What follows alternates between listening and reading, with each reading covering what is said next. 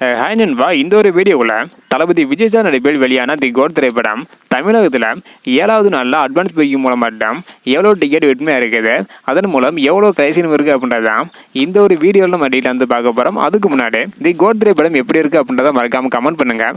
அப்படி என்ன நம்ம சேனலை சப்ஸ்கிரைப் பண்ணாமல் இருந்தீங்கன்னா மறக்காமல் பண்ணிக்கோங்க.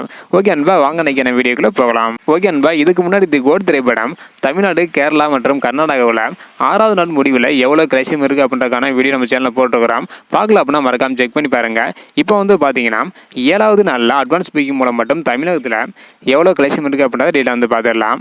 அதாவது 1417 ஷோ வந்து போட்டிருக்காங்க. 1,36,311 டிக்கெட் வந்து விற்பனை இருக்குது.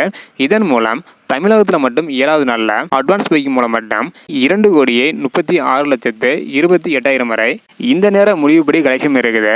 அடுத்தடுத்து எவ்வளோ கலெக்ஷன் இருக்குது அப்படின்றத வெயிட் பண்ணி பார்க்கலாம். ஓகே அன்பா, நீங்கள் சொல்லுங்கள், தமிழகத்தில் 7வது நாளில் அட்வான்ஸ் புக்கிங் மூலம் மட்டும் தி கோட் திரைப்படம் 2,36,00,000 வரை வந்து கலெக்ஷன் இருக்குது. இதை பற்றி உங்களோட கருத்து என்ன? இந்த மாதிரி தி கோட் திரைப்படம் எவ்வளோ கலெக்ஷன் இருக்குது அப்படின்றத தெரிஞ்சுக்கணும்னு நினச்சிங்கன்னா மறக்காம சேனல் சப்ஸ்கிரைப் பண்ணிக்காங்க. இந்த வீடியோ பார்த்தீங்கன்னா மறக்காம எல்லாருக்குமே ஷேர் பண்ணுங்கள். ஓகே அன்பா, தேங்க்யூ.